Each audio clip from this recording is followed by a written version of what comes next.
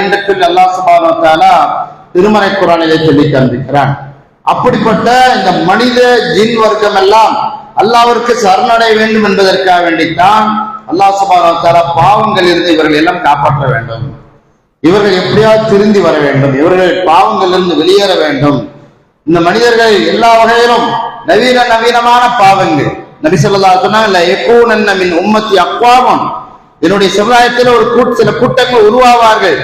யஸ்தஹில்லூனல் ஹர்ர, இன்னும் அவர்கள் என்ன செய்வார்கள் என்றால் பட்டை அவர்கள் ஹலாலாக்கிக் கொள்வார்கள். ஹம்ர, மதுபானத்திற்கு வேற வேற பேரெல்லாம் வச்சு அதையும் ஹலாலாக்க தேடுவார்கள்.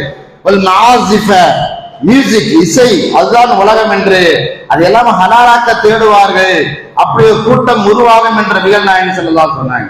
இப்படி பாவங்களை அந்த காலத்தில் ஓரளவு கட்டுப்பட்டு இந்த பாவங்கள் போதும்பா என்று பாவத்தை ஒரு லிமிட்ல வச்சிருந்தாங்க. இப்போ அன்லிமிட்டட்ல எல்லாம் போயிட்டு இருக்கு. எல்லாமே அன்லிமிட்டட், கால் அன்லிமிட்டட், டேட்டா அன்லிமிட்டட், எல்லாமே அன்லிமிட்டட்ல போயிட்டு இருக்குது. டேட்டா கொஞ்சம் மட்டுப்படுத்தி வச்சுட்டு இருக்கிறாங்க. அது எப்போ அன்லிமிட்டட் ஆகுதுன்னு தெரியல.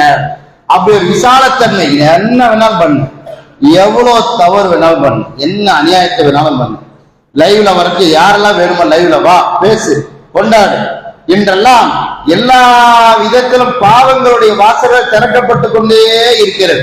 அதற்குத்தான் அல்லாஹ் சுப்ஹானஹு வ தஆலா நமக்கு அற்புதமான ஒரு ரமலான் மாதத்தை, ஒரு சில தினங்களிலே நாம் ரமலானை தொட இருக்கிறோம்.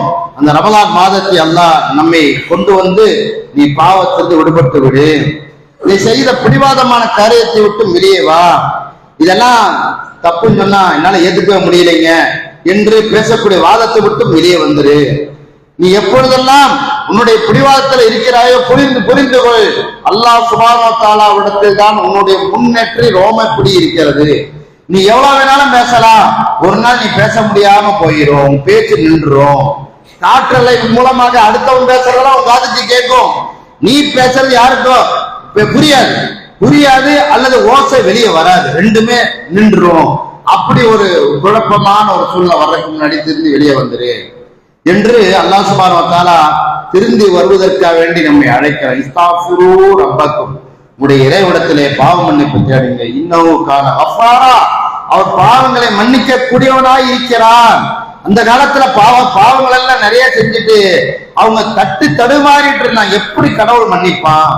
அந்த மக்கத்து குறைஷிகள் வீணா போனதுக்கு அடிப்படை காரணமே அல்லாஹ் மேல ஒரு உயர்ந்த நம்பிக்கையே வரல. அவங்களுக்கு எப்படி பாவங்களை மன்னிக்க முடியும்? நான் என்னென்ன அநியாயம் பண்ணியிருக்கேன், கொஞ்சம் நஞ்சமா பண்ணியிருக்கிறேன், எவ்வளவு கொலை, எவ்வளவு கொள்ளை, எவ்வளவு கொடூரம், எவ்வளவு பெண்கள் நாசம் அடைஞ்சிருக்காங்க,